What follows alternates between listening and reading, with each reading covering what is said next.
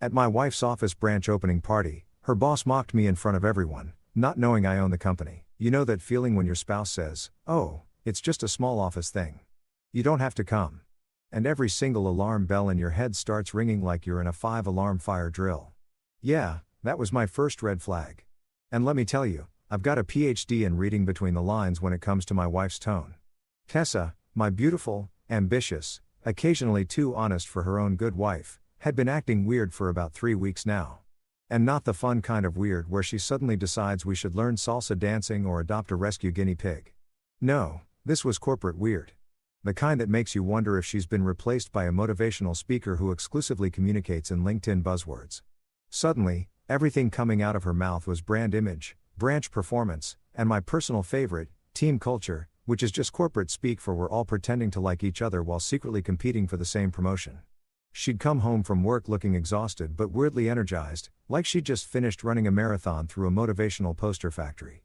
Her laptop was always open, her phone was always buzzing, and whenever I asked what was going on, she'd wave me off with some vague explanation about quarterly reviews and strategic initiatives that made my eyes glaze over faster than a Krispy Kreme conveyor belt. So, when I casually overheard her on the phone, "Okay, fine." I was totally eavesdropping while pretending to look for my favorite coffee mug in the kitchen, mentioning that her boss Gregory was hosting this massive grand opening gala for the new downtown branch, complete with crystal chandeliers, a live band, and apparently enough champagne to baptize a yacht. My curiosity went from 0 to Nancy Drew real quick. The kicker, she specifically told her friend on the phone that spouses weren't really expected to attend because it was more of a professional networking thing. Translation: I don't want my husband there, and I'm not entirely sure why, which should probably concern both of us. Now, here's the thing about me and red flags. Most people see them and think, maybe I should proceed with caution and have a mature conversation about my feelings. Me.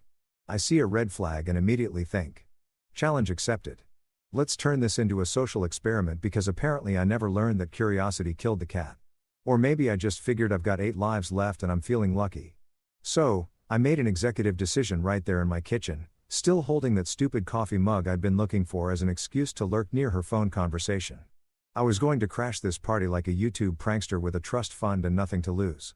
My assistant Liam, God bless him, he's like a millennial version of Alfred from Batman if Alfred wore skinny jeans and had opinions about oat milk, caught wind of my plan the next morning when I casually mentioned I'd need the evening free on Friday. Liam's one of those people who's so organized that he color codes his color coding system. So naturally, his first instinct was to reach for his tablet and start typing up a formal RSVP like we were attending a royal wedding instead of what was essentially my wife's office party on steroids. "Sir, I can send over your details to the event coordinator," he said, his fingers already hovering over the keyboard with the enthusiasm of someone who genuinely enjoys administrative tasks. "We should probably confirm dietary restrictions, parking arrangements, and whether you need A+1 registered in the system." I looked at him with what I hoped was a mixture of paternal wisdom and barely contained mischief. "No need, Liam," I said, watching his face do that thing where he tries to hide his concern but fails miserably because his eyebrows betray him every single time. "Let's make it a surprise." Nothing says romance like public confusion and the faint possibility of security escorting me out. I could see him calculating the probability of disaster in his head, running through scenarios like he was preparing for a TED Talk on how my boss's terrible decisions became learning opportunities. But to his credit, he just sighed, closed his tablet, and muttered something about updating my liability insurance, which I chose to interpret as enthusiastic support. The thing is, I wasn't just doing this because I missed Tessa, although I absolutely did miss her. 3 weeks of her coming home late and being weirdly distant had left me eating dinner alone more times than I cared to admit. And there's only so many nights a man can have a deep conversation with his microwave before he starts questioning his life choices. No, I was doing this primarily because curiosity is, has always been, and will forever be my favorite form of chaos. Some people skydive. Some people buy sports cars they can't afford. And me, I show up uninvited to corporate events just to see what happens when you throw a wrench into a perfectly planned machine. It's like performance art, except the canvas is social anxiety, and the paint is my complete disregard for conventional boundaries. As I stood in my closet Friday evening, picking out what to wear to an event I technically wasn't invited to, I felt that familiar buzz of excitement mixed with the slight possibility that this could backfire spectacularly. I settled on a charcoal gray suit. Not too flashy, not too casual, the kind of outfit that says, I could either be a guest or someone who's about to serve you documents, and you won't know which until it's too late. Tessa had already left an hour earlier, claiming she needed to get there early to help with setup, which I found suspicious considering she'd never voluntarily arrived early to anything in her entire life, including our wedding. But I digress. I checked myself in the mirror one last time, adjusted my tie, and couldn't help but smile at my own reflection like a villain in a movie who's about to monologue about his master plan. Marcus, I said to myself, because talking to your reflection is totally normal and not at all a sign that you should reconsider your evening plans. You're either about to have the best night of your life or you're about to become a cautionary tale that Liam tells at parties. Either way, it's going to be interesting. I grabbed my keys, sent Liam a text that just said, "Wish me luck." To which he immediately responded with a gif of a dumpster fire and 3 concerned emojis, and headed out the door. The drive downtown gave me way too much time to think about what I was actually doing and whether this qualified as healthy relationship behavior or if I was crossing some line that would eventually require couples therapy and a lot of apologetic flowers. But here's the thing about gut feelings. Sometimes they're indigestion from that sketchy food truck you insisted was authentic, and sometimes they're your subconscious screaming that something's off and you need to pay attention. And my gut was currently performing an entire Broadway musical about how something was definitely absolutely 100% not right with this whole situation. As I pulled into the parking garage near the venue, watching all these dressed up people streaming toward the building like ants heading to a very expensive picnic, I felt that last little whisper of doubt try to talk me out of this. You could just turn around, it said. You could go home, order pizza, watch that documentary about weird crimes, and pretend you never had this idea. But I've never been good at listening to the reasonable voice in my head. Mostly because the unreasonable voice is so much more entertaining and has a better playlist. So I got out of the car, straightened my jacket, and walked toward the building with the confidence of someone who absolutely belonged there. Even though we both knew, me and that fancy building, that I absolutely definitely, spectacularly did not. The night air was crisp, the kind that makes you feel alive and slightly reckless. And as I approached the entrance where a bored-looking guy with a clipboard was checking names, I realized I hadn't actually planned how I was going to get past the velvet rope of corporate exclusivity. But sometimes, I've learned the best plans are no plans at all. Just pure momentum and the unwavering belief that if you walk like you own the place, people assume you do. So that's exactly what I did. I walked right up to that entrance like I'd personally funded the entire event, which in a twist of irony that would become apparent very soon, wasn't actually that far from the truth. The event was pure pretentious glitter. The kind of setup that screams, "We have money and we need everyone to know it," without actually saying it out loud because that would be tacky. And God forbid corporate America ever admits to being tacky while literally draping everything in gold fabric. Crystal lights hung from the ceiling like frozen fireworks, catching the light and throwing it around the room in a way that probably cost more than most people's cars. The appetizers looked like they'd been designed by architects rather than chefs. Tiny, geometric, and way too beautiful to actually eat, which I'm pretty sure was the point. Because if people are too intimidated to touch the food, you save money on catering. And everywhere I looked, people were standing in those weird corporate clusters, holding champagne flutes like they were props in a stage play about success, laughing at jokes that probably weren't funny, but had been told by someone important enough that laughing was basically a career move. The moment I walked in, and I mean the exact microsecond my shoes hit that polished marble floor, I could feel the atmosphere drop 2 degrees, maybe 3 if we're being generous with the metaphor. You know that feeling when you walk into a room and suddenly realize everyone's dress code memo went to their inbox, but somehow skipped yours. Except in this case, it wasn't about the clothes. It was about my entire existence being an unexpected variable in their carefully calculated evening. Eyes swiveled toward me like I was a glitch in the Matrix. A pop-up ad that appeared in the middle of their premium ad-free experience. You'd think I had walked in wearing flip-flops, board shorts, and a free Wi-Fi t-shirt with mysterious stains, not a perfectly acceptable charcoal suit that probably cost more than half the outfits in this room. But hey, perception is everything when you're the uninvited guest at the corporate ball. I spotted Tessa across the room almost immediately because my wife has this way of standing that's uniquely hers. Shoulders back, chin up like she's perpetually ready to either accept an award or fight someone depending on the situation. She was talking to a group of colleagues. Her laugh a little too loud, a little too performed, and I felt that pang of something I couldn't quite name. Was it jealousy? Concern? Indigestion from the sketchy gas station coffee I'd grabbed on the way? The jury was still out, but before I could make my way over to her, I got intercepted by the man himself. The legend, the myth, the reason I was crashing this party in the first place. Tessa's boss, Gregory, spotted me from across the room with the kind of radar that only middle management develops.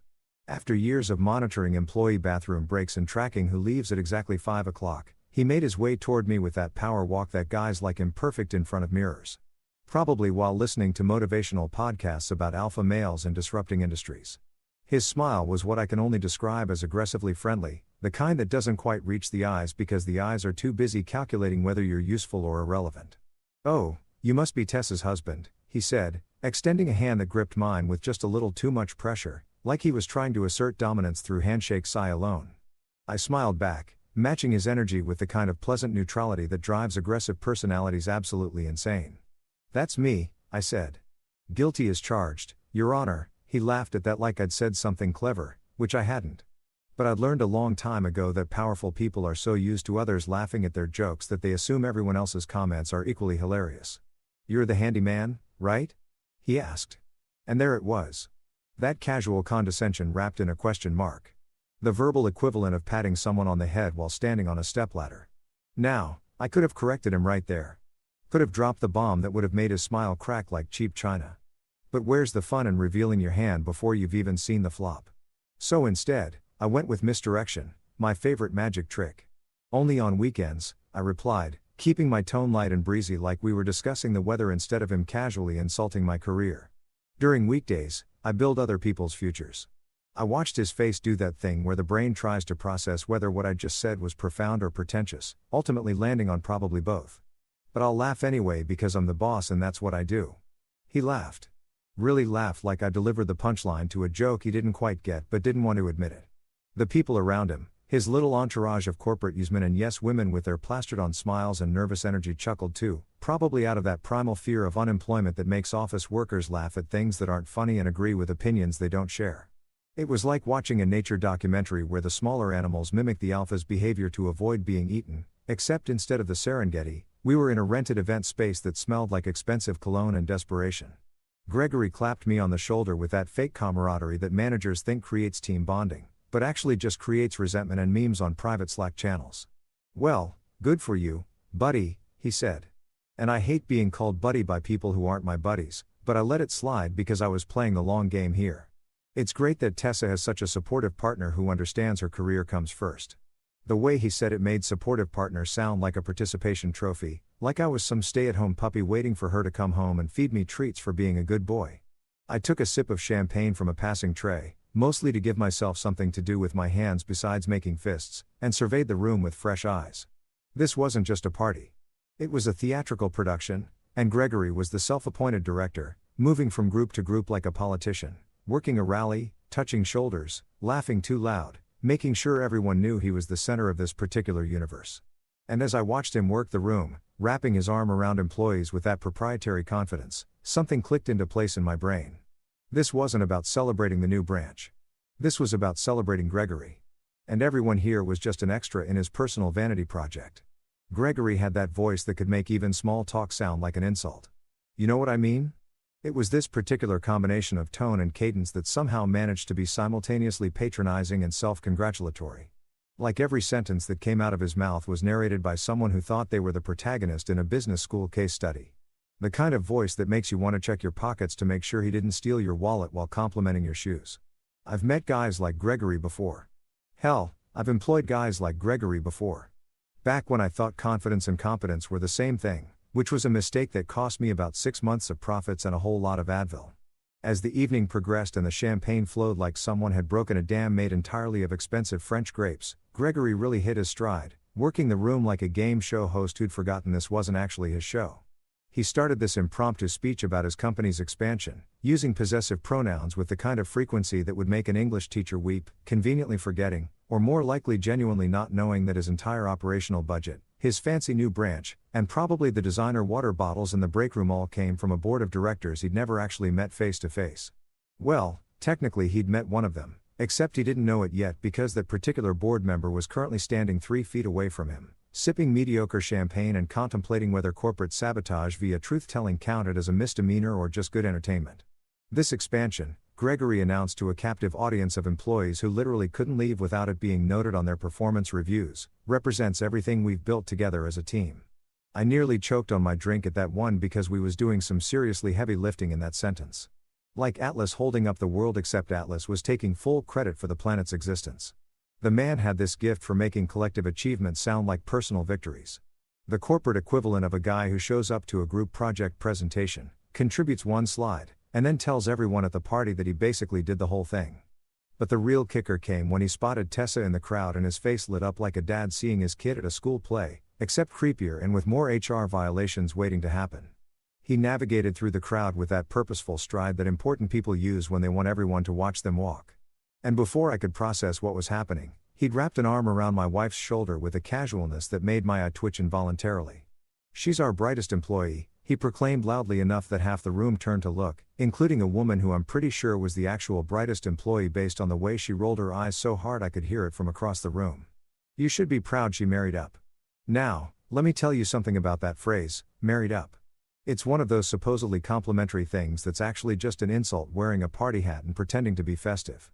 It implies a hierarchy, a ladder, a ranking system where one person is objectively better than the other.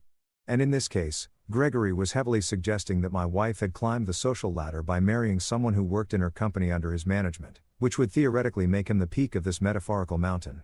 The logic was so backwards, it could have been a pretzel. But here we were living in Gregory's reality where he was the sun and everyone else was just grateful to be planets in his solar system. I sipped my champagne slowly, buying myself exactly 3 seconds to decide whether I was going to let this slide or whether I was going to start lighting matches in this powder keg of a conversation. Spoiler alert, I've never been good at letting things slide. Mostly because my mouth has this annoying habit of operating independently from my brain's better judgment. "Oh, I'm extremely proud," I said, my voice dripping with the kind of sweetness that warns of incoming sarcasm like dark clouds before a thunderstorm. Some people climb ladders, others just stand at the top and watch. The air around us got thick enough to cut with a knife. That special kind of tension that happens when someone says something that could be interpreted as either profound wisdom or a direct insult, depending on how much you're willing to think about it. Gregory's face went through this fascinating journey of expressions. First, confusion like he was trying to translate my words from English to English, then a flicker of suspicion that maybe I'd just insulted him, but he couldn't quite figure out how. And finally landing on that fake laugh that people use when they're not sure if they should be offended, but don't want to seem like they don't get it. He blinked at me once, twice, 3 times, and I swear I could practically hear the Windows error sound effect playing in his head. That little do-do-do noise that computers make when they've encountered a problem they can't solve. You could see his brain trying to reboot, searching through his internal database of power moves and conversational dominance tactics coming up empty because nothing in his middle management training had prepared him for someone who wasn't intimidated by his title, his voice, or his aggressive handshake technique. Tessa, God bless her, was doing this thing where she was smiling, but also looked like she wanted the floor to open up and swallow her whole, which I recognize as her, "my husband is causing a scene," and I don't know whether to be embarrassed or impressed expression. I'd seen it before at dinner parties, family reunions, and that one time at the grocery store when I got into a philosophical debate with the cashier about the existential implications of self-checkout machines. Her hand tightened around her champagne glass like she was considering whether the stem was strong enough to use as a weapon if this conversation went further south than it already had. The little crowd that had gathered around us for Gregory's impromptu Tessa appreciation moment was now doing that thing where they pretend they're not listening while obviously hanging on every word. Their eyes darting between Gregory and me like spectators at a tennis match played entirely with passive-aggressive commentary. I could see them mentally taking notes, preparing the group chat messages they'd send the moment they got to the bathroom, screenshots and all. The buffet looked like it had been catered by an accountant with anxiety, which is to say everything was perfectly arranged, color-coordinated, and probably cost 3 times what it should have because someone convinced Gregory that imported cheeses and organic kale garnishes were essential for brand positioning. There were little cards with calligraphy explaining each dish like we were at a museum exhibit instead of a corporate party because apparently shrimp cocktail needed a backstory involving sustainable fishing practices and artisanal cocktail sauce. I'm all for knowing where my food comes from, but when the description is longer than a CVS receipt, someone's trying too hard. I positioned myself strategically near the shrimp bowl. Partly because I was actually hungry after skipping dinner in my excitement to crash this party, and partly because the buffet table offered an excellent vantage point for people watching without looking like a creep.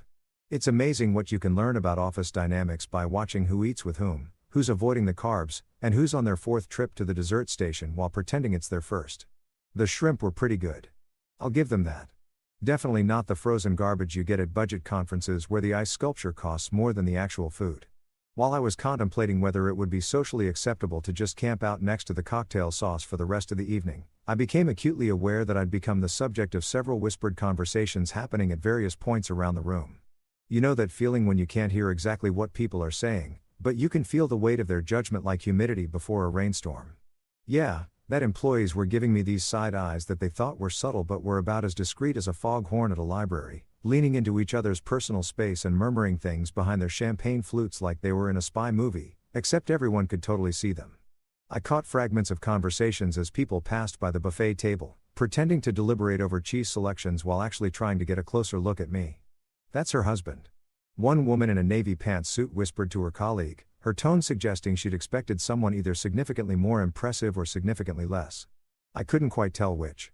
He looks normal, another guy added. And I wasn't sure if that was a compliment or an insult, but given the context, I was leaning toward insult.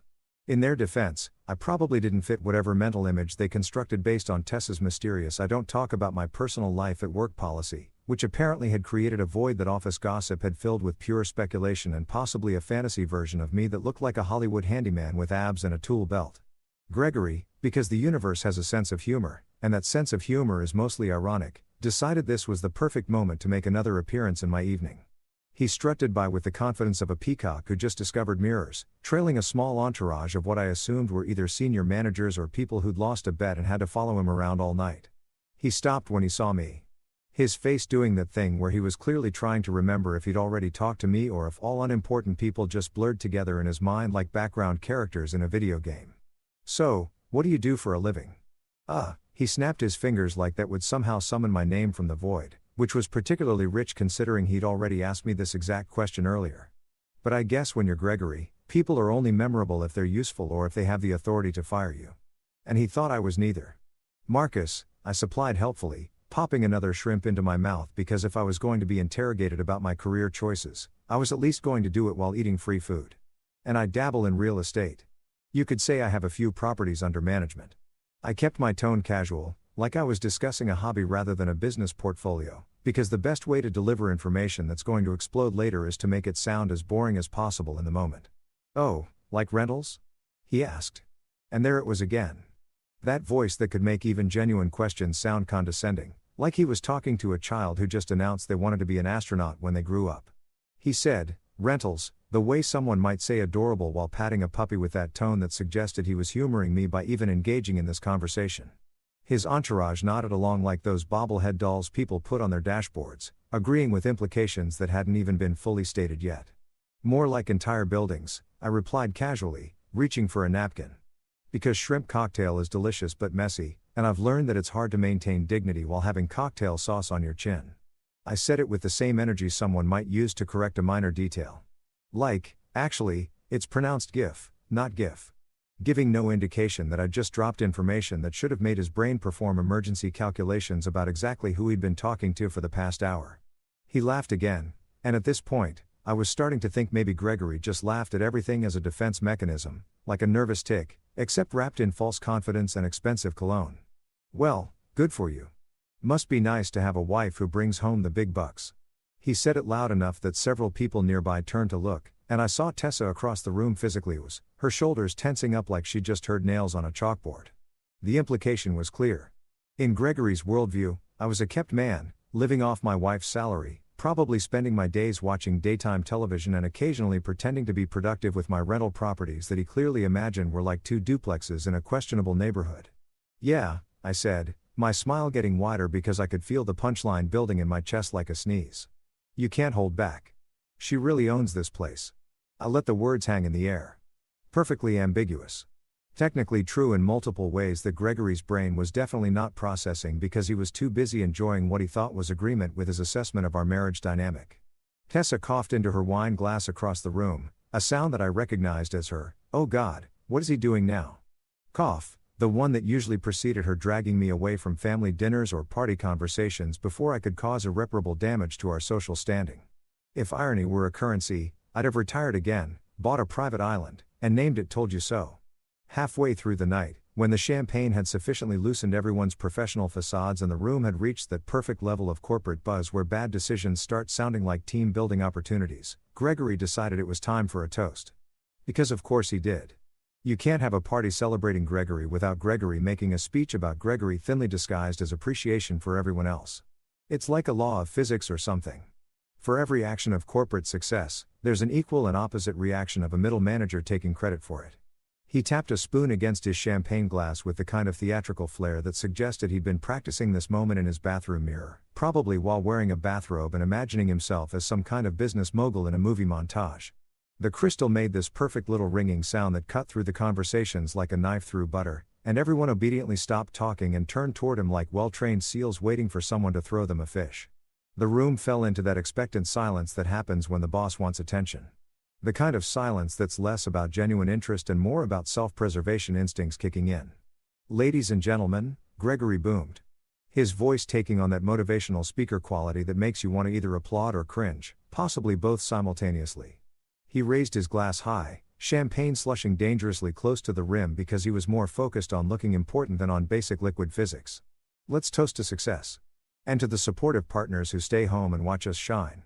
He delivered that last line with a wink and a gesture in my general direction, like he was doing me a favor by acknowledging my existence, like I should be grateful he'd included the stay-at-home spouses in his moment of corporate glory. The room erupted in laughter. That specific kind of obligatory office laughter that sounds less like genuine amusement and more like a survival mechanism. The auditory equivalent of showing your belly to a predator so they don't eat you. People raised their glasses dutifully, their smiles plastered on their faces with the same authenticity as a politician's campaign photo. I watched as several employees glanced in my direction with expressions ranging from pity to second-hand embarrassment like they were watching someone get roasted at a comedy show. Except nobody had signed up to be the volunteer. My wife smiled nervously. Her face doing that thing where she was trying to look like she thought it was funny while also internally screaming, which I learned to recognize after 8 years of marriage and countless family dinners where my jokes landed somewhere between inappropriate and were never invited back here again. Her eyes met mine across the room with an apologetic intensity that could have melted steel, and I could practically read her thoughts. "Please don't make a scene. Please don't make a scene. Oh God, he's definitely going to make a scene." But here's the thing about me in moments like these. I've never been particularly good at letting condescending nonsense slide by without at least lobbing a verbal grenade in return. Call it a character flaw, call it pride, call it whatever you want. But when someone takes a shot at you disguised as a compliment, you've got two choices. Swallow it and smile, or return fire with interest. And I've always been more of a return fire kind of guy. Mostly because swallowing your pride gives you indigestion and therapy bills. I raised my own glass slowly, deliberately, with the kind of casual confidence that comes from knowing something everyone else doesn't, which is basically my favorite position to be in at any social gathering. The movement caught Gregory's attention, and I saw his face light up with what he probably thought was camaraderie, like we were buddies now, bonding over his hilarious observation about traditional gender roles and spousal dynamics. "Oh, Gregory, buddy, you sweet summer child. You have no idea what's coming. Cheers to bosses who think success is a solo act." I announced, my voice carrying across the room with crystal clarity because unlike Gregory, I didn't need to shout to be heard. I just needed to say something interesting enough that people actually wanted to listen. I paused for exactly one beat, letting the words sink in just enough that people started doing mental math about whether I'd just said what they thought I'd said. "I'd toast your leadership, but I'm afraid the HR policy forbids fiction."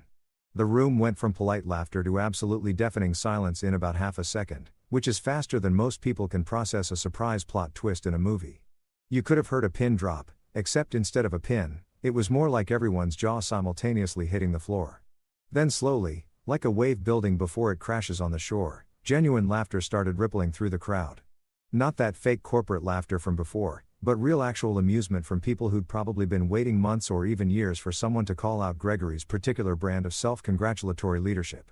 The intern near the back, a kid who couldn't have been more than 23 and still had that fresh out of college optimism that corporate life hadn't completely crushed yet, actually snorted into his drink, then looked absolutely terrified that he'd made an audible sound, his eyes going wide like a deer that just realized it's standing in the middle of a highway. A woman from accounting that I vaguely recognized from Tessa's company holiday card photos, pressed her lips together so hard, trying not to laugh that her face turned red, her shoulders shaking with suppressed amusement. Even some of the senior managers, the ones who probably had to deal with Gregory's ego on a daily basis, couldn't quite hide their smirks behind their champagne glasses. The laughter this time wasn't polite. It was real. It was cathartic. And it was definitely at Gregory's expense rather than mine. It was the kind of laughter that happens when someone finally says out loud what everyone's been thinking in private Slack channels and bathroom conversations for months. You could feel the energy in the room shift like someone had just flipped a switch and suddenly this wasn't Gregory's party anymore. It was just a party and the Emperor's clothes were looking pretty transparent under the crystal chandelier lighting. Gregory's face went through a fascinating evolution of expressions in the span of about 5 seconds. First came confusion because his brain was still processing whether what I'd said was a compliment wrapped in weird phrasing or an actual insult. Then came the dawning realization as he replayed my words in his head and his face started to flush. That particular shade of red that happens when someone's blood pressure spikes and their ego takes a direct hit simultaneously. His smile, that perfectly practiced CEO smile that probably cost him hours of mirror time, twitched at the corners like it was trying to decide whether to stay put or abandon ship entirely. The man hated being out funny. You could see it written all over his face like subtitles in a foreign film. In his world, he was the one who made the jokes. He was the one who got the laughs. He was the center of attention. And everyone else was just the supporting cast. Having someone, especially someone he'd categorized as unimportant as just the supportive spouse who stayed home, flipped the script on him in front of his entire staff was probably the social equivalent of getting pantsed at prom. His entourage, those loyal followers who'd been nodding along to everything he said all night, suddenly found the floor very interesting, studying their shoes like they contained the secrets of the universe. As dessert rolled in, tiny, pretentious things that looked like they'd been assembled by surgeons rather than pastry chefs. Each one a work of art that probably cost $15 and would disappear in one bite. Gregory was clearly regrouping, gathering his wounded pride like a general rallying troops after an unexpected ambush. I could see it in the way he straightened his shoulders, adjusted his tie, and scanned the room with renewed determination. He wasn't going to let some nobody's spouse get the last laugh at his party, at his event, in his moment of glory. Oh no, Gregory was about to make a comeback, and I could smell it coming like rain before a storm. He made his way back over to where I was standing, having migrated from the shrimp station to the dessert table, because if you're going to watch a man dig his own grave, you might as well do it while eating a chocolate mousse that costs more than most people's lunch budgets. His entourage had thinned out a bit. Apparently, public humiliation isn't great for maintaining your follower count, but he still had a couple of loyal supporters flanking him, like Secret Service agents protecting someone who definitely didn't deserve protection. Gregory leaned in with that smirk again, the one that had probably worked on intimidating junior employees and interns, but was about to be as effective as a water gun at a house fire. You could tell he thought he was being clever, that he'd found the perfect angle to reassert his dominance in this increasingly weird social chess match we were playing. So, Marcus, he said, my name dripping with condescension like honey from a particularly aggressive bear. How does it feel being married to the real breadwinner? Now, there are moments in life where you can choose to be the bigger person, to take the high road, to smile and nod and let ignorance slide by without comment. This was not going to be one of those moments. I'd already committed to this path the second I walked through those doors uninvited. And there's no point in half-assing chaos once you've decided to embrace it fully. Plus, that chocolate mousse had given me the sugar rush I needed to really commit to what was about to happen. I grinned at him. The kind of smile that probably should have served as a warning label, like those signs at amusement parks that say, you must be this tall to ride. Except mine would say, you must be this prepared for your world to flip upside down. Delicious, actually, I said, taking another spoonful of mousse for dramatic effect, especially since the bread comes from my bakery. I let that hang in the air for exactly 2 seconds, watching his face scrunch up in confusion like he was trying to solve a math problem that didn't have enough numbers. Sorry, what? Gregory said, his smirk faltering like a car engine that just realized it was out of gas. Around us, conversations had started to die down again because apparently I'd become the evening's entertainment, which was fine by me since I'd paid for the venue anyway, though Gregory didn't know that yet. The word yet was doing a lot of heavy lifting in that sentence. I turned toward the chief financial officer, Clara, who had been sitting quietly at a nearby table for most of the evening, nursing the same glass of wine and watching the proceedings with the tired expression of someone who'd seen this movie before and knew how it ended. Clara was one of those sharp, no-nonsense women in her 50s who'd probably forgotten more about running a business than Gregory would ever learn. And I'd always appreciated her direct communication style and her ability to make grown men cry during budget meetings. Clara, I called out, my voice friendly but loud enough that everyone within a 20-foot radius could hear, which at this point was basically everyone because the entire party had somehow migrated toward our little drama like moths to a particularly entertaining flame. Could you pass me the check file? The one you and I signed when we approved the new branch budget. Her fork, which had been halfway to her mouth with what looked like a very expensive piece of cheesecake, froze in mid-air. Her eyes widened just slightly, and I watched her brain process what I just asked, what I just implied, and what was about to happen in the next 60 seconds. To her credit, she didn't miss a beat. Clara hadn't gotten to CFO by being slow on the uptake or bad at reading rooms. Sir, she said, and that single word, sir, dropped into the conversation like a nuclear bomb with a polite accent. You mean the file?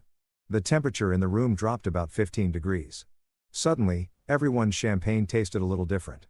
The crystal light seemed a little brighter, and the background music that had been playing all night became very conspicuous in its suddenly noticeable presence. People shifted in their seats, sat down their drinks, turned toward our little tableau like we were the main act in a play they'd accidentally bought tickets for. Gregory looked confused, which was fair because his entire understanding of the corporate hierarchy was currently being challenged in real time. He glanced between me and Clara like he was watching a tennis match, except instead of a ball being volleyed back and forth, it was his career and reputation. What file? He asked, his voice not quite as confident as it had been 30 seconds ago. What are you talking about? I could see the wheels turning in his head, smoke practically coming out of his ears as he tried to piece together what was happening. The problem with guys like Gregory is that they're so convinced they're at the top of the food chain that they never bother to look up and check if there's something bigger swimming above them. They see the title on their door, the respect from their direct reports, and assume that's the whole picture, never considering that maybe they're middle management in someone else's empire. Several other senior staff members had gone very still, the kind of still that happens when animals sense a predator nearby. The VP of operations, whose name I remembered was something like Gerald or maybe Jerome. Honestly, I tried not to memorize everyone's names because that felt like overkill, had gone pale. His dessert fork clattering onto his plate with a sound that echoed in the increasingly quiet room. The head of HR, a woman named Patricia, who I'd met exactly twice in board meetings and who ran her department with the efficiency of a Swiss watch and the mercy of a medieval executioner, had her hand over her mouth, her eyes darting between Gregory and me like she was already mentally drafting the paperwork that was going to follow this conversation. I think, Lara said slowly, setting down her fork with deliberate care and reaching for her phone, which I knew contained all the relevant files, because Clara was nothing if not prepared for every possible scenario, including apparently the surprise appearance of the company's majority shareholder at a branch opening where said shareholder proceeds to destroy the CEO's ego in front of the entire staff. That Mr. Hale is referring to the Q3 expansion budget that was approved by the board last quarter. Mr. Hale, Gregory repeated, his voice cracking slightly on my last name like it was a foreign word he'd never encountered before. His face was doing this fascinating thing where confusion was slowly morphing into dawning horror, like watching someone realize they'd been swimming in the shallow end of the pool while thinking they were in the ocean. Wait, Hale? Like Hale Industries? Like the company you work for? Yes, I finish for him because watching people connect dots in real time is one of my favorite spectator sports. Right up there with watching someone try to assemble IKEA furniture without reading the instructions. I stood up slowly, taking my time because moments like these deserve to be savored like a fine wine or a really good revenge plot in a movie where the hero finally reveals they were 10 steps ahead the whole time. I adjusted my jacket with the kind of casual precision that suggested this wasn't a big deal to me, which it wasn't, but was clearly becoming the biggest deal of Gregory's entire professional life based on the way all the color had drained from his face like someone had pulled a plug at the bottom of his feet. The room had gone so quiet you could hear the ice melting in people's drinks, the soft buzz of the crystal chandeliers overhead, and what I'm pretty sure was Gregory's heart rate accelerating to dangerous levels. I smiled, and not the fake corporate smile that everyone had been wearing like masks all evening, but a genuine smile, the kind that comes from deep satisfaction and the knowledge that you're about to drop a truth bomb so massive it'll register on the Richter scale. I'm Marcus Hale, I said, letting each word land with the weight of a judge's gavel in a courtroom drama. Majority shareholder and founder of this company. You've been working for me, Greg. I dropped the Ori from his name deliberately because nothing says I own you quite like unauthorized nickname privileges, and also because I knew it would irritate him, which at this point was just the cherry on top of an already delicious sundae of schadenfreude. The reaction was immediate and spectacular. Gasps rippled through the hall like a wave at a baseball game. Except instead of coordinated fun, it was pure shock and disbelief spreading from person to person as the implications of what I'd just said registered in their champagne-soaked brains. Someone dropped a glass. I heard it shatter somewhere near the back of the room. And honestly, that was perfect timing. Really added to the dramatic atmosphere.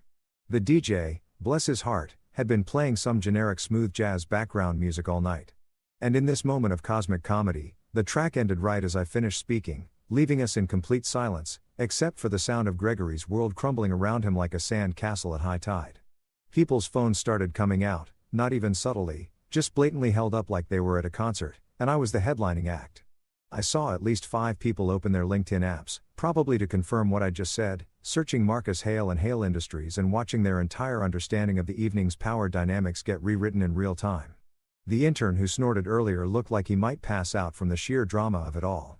His eyes wide enough to see the whites all the way around, his mouth hanging open in that perfect O shape that you usually only see in cartoons. Gregory stuttered.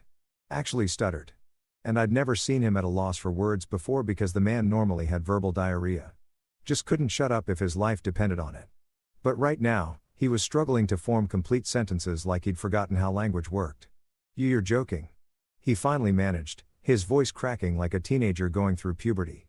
His face had gone from red to white to a kind of grayish green that suggested his expensive dinner might be making a return appearance soon. This is some kind of you can't be. Wouldn't that be convenient? I replied, my tone conversational like we were discussing the weather instead of his complete professional annihilation. I took a step closer to him, not threatening, just closing the distance enough that he couldn't mistake my next words for anything other than what they were. A statement of fact delivered with the full weight of ownership behind it. You've been mocking your staff, misusing funds, and flirting with my wife. Not the best performance review, huh? That last part about flirting with Tessa was maybe a slight exaggeration. Gregory had been condescending and possessive, but not overtly flirty, but I figured if we were already burning bridges, we might as well throw some extra gasoline on the fire for good measure. Plus, I'd seen the way he touched her shoulder earlier. That casual ownership that bosses sometimes claim over their employees like their property instead of people. And that had pissed me off more than all the condescending comments about my supposed career as a kept husband combined. He turned even paler, if that was possible, like someone had applied a second coat of white paint over the first. Sir, he started, and hearing him call me sir, after an evening of buddy and barely disguised contempt was its own special kind of satisfaction. It was like watching a bully realize the kid they've been picking on is actually the principal's son. Except in this case, I wasn't the principal's son. I was the guy who owned the whole damn school. Don't worry, I said, cutting him off before he could launch into whatever graveling explanation or desperate excuse he was formulating in his panic-stricken brain. I won't fire you here. HR hates paperwork during parties. I glanced over at Patricia, the head of HR, who despite the chaos, was taking notes on her phone with the dedication of a court stenographer, probably already drafting the separation agreement in her head. But by Monday, I expect a resignation letter so polished it blinds me. Single-spaced, proper formatting, maybe throw in some of that corporate buzzword salad you're so fond of, really make it sing. The room was still frozen. Everyone processing this shift in reality like their brains needed to reboot. Clara was hiding a smile behind her wine glass. And I caught her eye and gave her a small nod of acknowledgement because she'd played her part perfectly. And also because I knew she'd been dealing with Gregory's nonsense for months and was probably enjoying this moment as much as I was. The VP of Operations, I decided his name was definitely Gerald. Looked like he was running calculations in his head, probably trying to figure out if he'd ever been dismissive to me at any board meetings and whether his own job was in jeopardy. Tessa across the room had her hand over her mouth, her eyes wider than I'd ever seen them, and I couldn't quite read her expression. Was it horror, shock, admiration? Probably some combination of all three, plus a healthy dose of I can't believe you just did that. And we're going to have a very long conversation about this when we get home. But underneath it all, I saw something else. A flicker of satisfaction, maybe even pride, because as much as she might scold me later for the dramatic reveal, I knew she'd been dealing with Gregory's condescension, too. And watching him get taken down several dozen pegs had to feel at least a little bit good. Gregory's entourage had completely abandoned him at this point, backing away like he was radioactive, which in career terms he absolutely was. Nobody wants to be associated with the guy who just got publicly destroyed by the owner of the company, especially when said destruction was entirely his own fault for being an arrogant jerk who couldn't resist mocking the wrong person.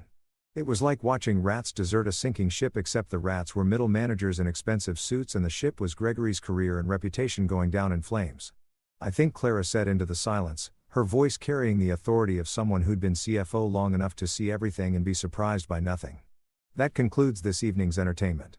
Perhaps we should all head home and reconvene during normal business hours.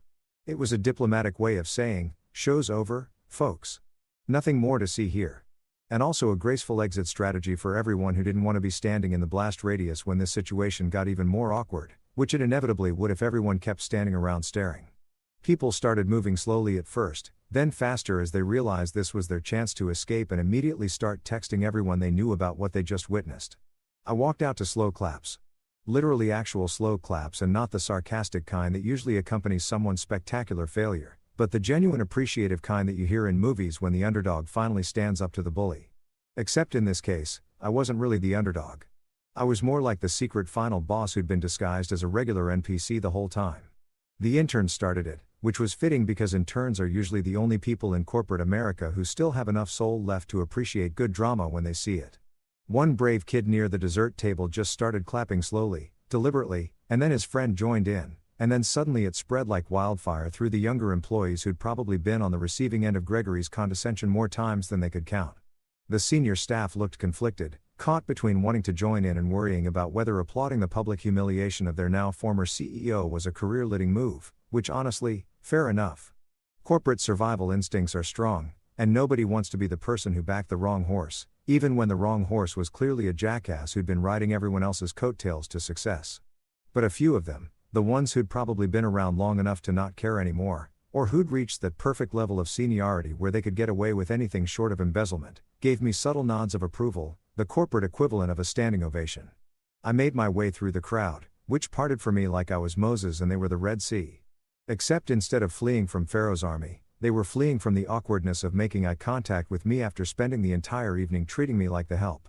It was beautiful in its own weird way, watching people suddenly remember that they'd maybe been less than welcoming to the guy who signed their paychecks. Their faces doing mental gymnastics, trying to recall if they'd said anything insulting within my earshot. Spoiler alert, several of them definitely had, but I wasn't keeping score. Okay, fine. I was totally keeping score, but I wasn't going to do anything about it because I'm petty, not vindictive. There's a difference, and it's a line I maintain with great care. The fresh night air hit my face as I walked through those glass doors. And let me tell you, it felt better than the champagne, better than the chocolate mousse, better than any of the overpriced everything that had filled that venue. It was the air of freedom, of justice served, of a job well done, with just a hint of expensive cologne and urban downtown smells that reminded me why I usually avoided these kinds of events. The city was alive around me, completely unaware that inside that building, a small corporate drama had just played out like a Greek tragedy, except with better lighting and worse moral lessons. Behind me, I could hear the whispers buzzing like a hive of very gossipy bees. Fragments of conversations floating through the doors before they swung shut. "That's the owner," one voice said, high-pitched with disbelief. "Oh my God, Greg's finished." Another added, and I heard what sounded like genuine schadenfreude in that tone, which suggested Gregory hadn't exactly been winning any popularity contests among his staff. "Did you see his face?" Someone else chimed in, followed by laughter that was probably accompanied by frantic texting and screenshots being shared on whatever group chat these people use to survive their work days. I chuckled to myself, pulling out my phone to text Liam that I was ready for pickup because yes, I'd arranged for my driver to be on standby because I'm not an amateur and I knew this evening was either going to end with me making a dramatic exit or being escorted out by security. And either way, I didn't want to deal with parking. My driver, Victor, pulled up in the black sedan within 30 seconds. The man had timing that would make a Swiss watchmaker jealous and opened the car door with the kind of professional discretion that comes from years of driving rich people to and from situations they probably shouldn't have gotten themselves into in the first place. "Good evening, sir," Victor said, his face perfectly neutral except for the tiny smirk playing at the corner of his mouth because Victor had been with me long enough to know when I'd been up to something. "Successful event?" He asked it casually, like he was inquiring about the weather, but I could hear the genuine curiosity underneath because I'd given him exactly zero details about why I needed a driver for my wife's office party. And Victor was smart enough to know that when I was being deliberately vague, entertainment was sure to follow. "Educational," I said, sliding into the leather seat that still smelled like new car even though the sedan was 3 years old. Because Victor maintained this vehicle better than most people maintain their relationships. "We learned our CEO is allergic to humility, accountability, and basic human decency. Also, that shrimp cocktail at corporate events is surprisingly decent." So, the evening wasn't a complete waste. Buckled my seat belt while Victor closed my door with that perfect soft click that expensive cars make. The kind that whispers, "You paid too much for this," in the most satisfying way possible. He smirked for real this time as he got into the driver's seat, adjusting the rear view mirror, even though it didn't need adjusting. Just giving himself something to do while he processed what I'd said. "I'll have HR draft a resignation gift basket," Victor offered. And this was why I liked him. The man understood that sometimes the best response to corporate drama was more corporate drama wrapped up in the absurd formality of office traditions like gift baskets that nobody actually wants but everyone feels obligated to give. "Include tissues," I said, settling back into the seat and watching the city lights blur past as we pulled away from the curb. "Make it thoughtful. Maybe throw in one of those motivational books about how to bounce back from career setbacks." Really lean into the irony. I was being facetious. Obviously, HR wasn't actually going to send Gregory a gift basket. That would be adding insult to injury in a way that crossed the line from justified payback into cruel and unusual punishment.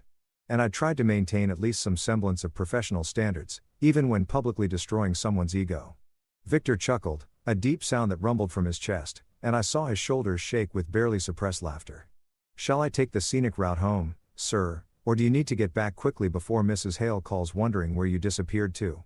It was a valid question because Tessa had definitely seen me leave, and she was probably currently having a mild panic attack while trying to decide whether to follow me out or stay and do damage control with her colleagues who just discovered her husband was basically their ultimate boss. Scenic route, I decided because I wasn't quite ready to face the music yet. And by music, I meant my wife's inevitable interrogation about why I decided tonight was the perfect night to reveal my identity instead of I don't know, mentioning it casually over breakfast sometime in the past 3 weeks when she'd been complaining about Gregory's management style. Give me at least 20 minutes to come up with a good explanation for why I crashed her office party and destroyed her boss's career in front of everyone she works with. Might I suggest leading with he deserved it? Victor offered helpfully, merging into traffic with the smooth confidence of someone who'd been navigating city streets for longer than some of these other drivers had been alive. I find that establishing moral high ground early in an argument significantly improves outcomes. Victor, buddy, you're a philosopher and a driver, I said, pulling out my phone to check my messages, which had already started coming in. Liam had sent approximately 7 texts, each one more excited than the last. Apparently, the internet had already spread word about what happened and it had reached social media faster than a celebrity scandal. Clara had sent a simple well played sir with a wine glass emoji which was high praise coming from her. And Tessa had sent a single text that just said we need to talk with a period at the end which in wife speak translated to you're not in trouble exactly but you're definitely going to have to explain yourself and it better be good. I typed back a quick on my way home, love you, and added a heart emoji because sometimes the best defense is a good offense or in this case a preemptive reminder that whatever I'd done it from a place of love and protecting her from a boss who clearly didn't respect her or her husband. Whether that excuse would actually work remained to be seen, but I had 20 minutes of scenic route to refine my argument and I'd talk my way out of worse situations. Probably, maybe. Okay, definitely not. But optimism is important in a marriage. Tessa came home later, much later than I'd expected, which gave me way too much time to sit on the couch rehearsing my defense like a lawyer preparing for the trial of the century. Except my opposing counsel was my wife, and she had access to all my weak points and emotional vulnerabilities. I'd changed out of my suit into sweatpants and a t-shirt, partly for comfort, and partly because it's harder to stay mad at someone in sweatpants. It's a scientific fact I just made up, but choose to believe anyway. I heard her keys in the door around 11:30.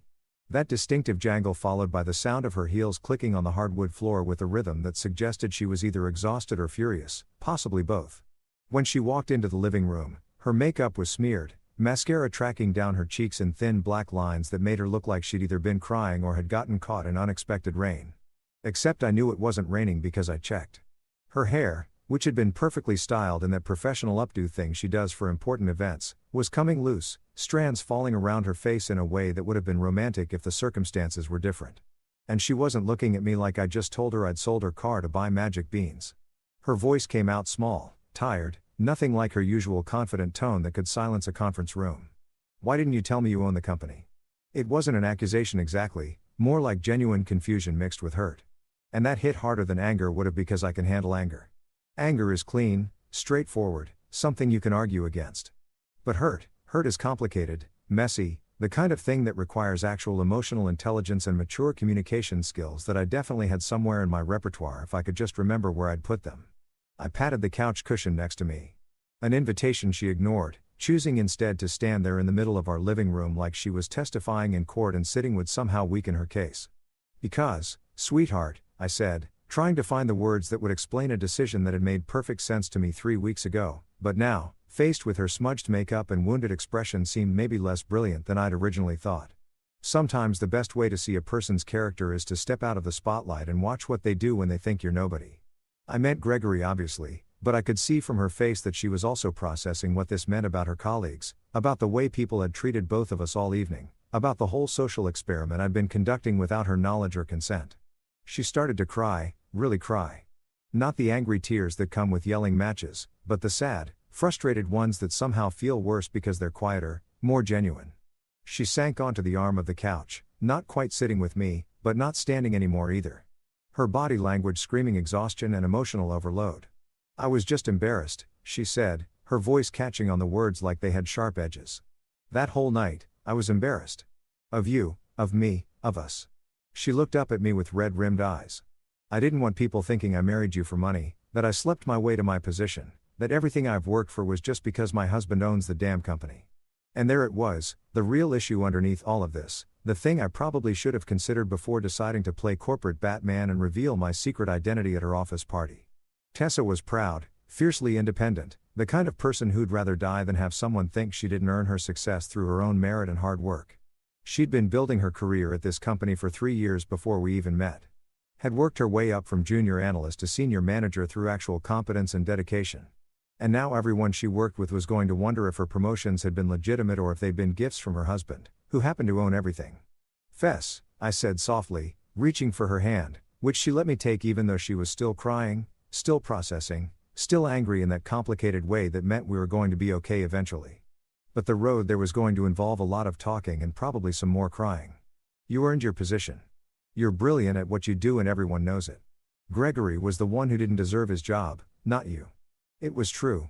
I'd looked at her performance reviews, her project completions, her client satisfaction ratings, all without her knowing because I tried to keep my personal and professional lives separate right up until they collided spectacularly tonight. She shook her head, tears still falling, and I grabbed the tissue box from the side table, offering it to her like a white flag in our domestic negotiation. That's not how it's going to look, Marcus. That's not what people are going to say. By Monday morning, the whole office is going to be whispering about how I've been sleeping with the owner's wife. Wait, that doesn't make sense. Sleeping with the owner while pretending to just be a normal employee. She blew her nose, a honking sound that was somehow both miserable and adorable. I'm going to be that person, the boss's wife. Everything I do from now on is going to be suspect. I nodded, acknowledging the validity of her concern because she wasn't wrong. Office politics were brutal and people loved a good conspiracy theory more than they loved actual facts. Don't worry, Tess, I said. And I could feel the joke forming before my brain could stop my mouth, which has always been a problem I should probably work on. They'll think you run HR by tomorrow morning after your boss's resignation hits LinkedIn. I said it trying to lighten the mood, to inject some levity into this heavy conversation, but I realized about halfway through the sentence that maybe this wasn't the right moment. Her glare could have melted steel, could have cut through titanium, could have vaporized whatever remained of my hope that humor was going to save me from this conversation. Her eyes, still watery from crying, narrowed into slits that promised retribution, possibly involving my favorite gaming console being donated to charity or my craft beer collection mysteriously disappearing. What? She said, her voice dangerously quiet. The kind of quiet that comes before storms and volcanic eruptions. Too soon, I smiled sweetly. The kind of smile that acknowledged I'd just stepped in it, but was committed to the bit anyway, because backing down now would be admitting defeat. And I'd already committed so many crimes against good judgment tonight that one more couldn't hurt. Maybe a little too soon, I admitted, squeezing her hand. But in my defense, the joke was right there. And you know, I can't resist low-hanging fruit. She pulled her hand away, but I caught the corner of her mouth twitching, fighting against the smile that wanted to break through her anger and hurt. By Monday morning, Gregory's resignation email hit every inbox like a fireworks show, except instead of oohs and oh. It was met with frantic forwarding, screenshot sharing, and the kind of office gossip that usually only happens when someone gets caught doing something truly scandalous in the supply closet. I wasn't even in the office. I work from home most days because what's the point of owning a company if you have to sit in traffic and pretend to enjoy fluorescent lighting? But Liam sent me updates every 15 minutes like he was providing play-by-play commentary for the Super Bowl of corporate drama. Email arrived at 8:47 a.m. His first text read, subject line, a new chapter. He used the word synergy 3 times in the first paragraph. It's physically painful to read. Followed by break room is packed. Someone brought donuts. This is better than the time Karen from accounting got caught catfishing the intern. And then update, people are printing it out. Printing it like it's a historical document. I saw someone laminating a copy. Sir, they're laminating it. I sat at my home office desk, coffee in hand, reading through Gregory's resignation letter that Clara had forwarded to me for official review, which was corporate speak for, you need to see this masterpiece of passive-aggressive professional suicide. The letter was exactly what I'd expected, a carefully worded piece of fiction that made it sound like Gregory was leaving to pursue other opportunities and focus on personal growth, with absolutely no mention of the fact that he'd spent an entire evening being condescending to the company owner while said owner was pretending to be a stay-at-home handyman. It was corporate poetry. Really, the way he managed to make getting fired sound like a voluntary journey of self-discovery. The board congratulated me through a flurry of emails that arrived throughout the morning. Each one more enthusiastic than the last. A graceful intervention, the chairman called it, which was a polite way of saying, thank God someone finally dealt with that problem. Long overdue, added another board member who'd apparently been waiting for an excuse to get rid of Gregory for months, but hadn't wanted to deal with the paperwork. They scheduled an emergency meeting for Tuesday to discuss interim leadership, succession planning, and probably to hear the full story because I kept my little party crashing adventure to myself. And they were definitely curious about how exactly their reclusive majority shareholder had ended up at a branch opening, let alone demolishing the CEO in front of the entire staff. The CFO, Clara, sent a fruit basket to my house, which arrived around noon with a card that simply said, worth every penny of the catering budget, and included a bottle of very expensive scotch tucked between the apples and oranges. Because Clara understood that some victories required celebration that went beyond fruit. I texted her a photo of the basket with a thank you message, and she responded with, the break room has a betting pool on who the interim CEO will be. I'm currently the favorite at 3-1 odds. Should I be concerned? I told her she should absolutely be concerned, but also flattered, and that I'd talk to her later in the week about potential next steps, which was my way of saying, yes, you're probably getting promoted, but let's pretend there's some suspense here. HR, specifically Patricia, the head of HR, who I was 90% sure never slept and instead survived purely on efficiency and the tears of policy violators, sent me a meme, an actual meme. It was that gif of someone walking away from an explosion without looking back, captioned, Marcus Hale leaving the branch opening 2025 colorized. I didn't even know Patricia knew what memes were, let alone that she had a sense of humor hiding underneath the professional exterior. I responded with a laughing emoji and a note saying, please confirm this doesn't violate any HR policies before I share it with the board. And she sent back, I'll allow it. With a winking emoji that somehow made the whole thing even funnier. But the real aftermath wasn't in the emails or the memes or the office gossip. It was at home in the weird tension that had settled over our house like fog over a harbor, making everything feel slightly off kilter and uncertain. Tessa had apologized again Sunday morning over coffee and pancakes that I'd made as a peace offering because I've learned that carbs and maple syrup are excellent relationship maintenance tools. She'd woken up with clearer eyes and a calmer demeanor, the kind that comes after a good night's sleep and some emotional processing time. I'm sorry. I said I was embarrassed of you, she said, pouring syrup with the precision of someone who was trying to focus on something other than difficult emotions. That came out wrong. I wasn't embarrassed of you. I was embarrassed of the situation, of what people would think, of having my professional life and personal life collide in the most spectacular way possible. She looked up at me, fork hovering over her pancakes. But I shouldn't have made you feel like you did something wrong by defending yourself. Gregory was being a complete ass. And honestly, someone needed to take him down several pegs. I just wish it hadn't been quite so public.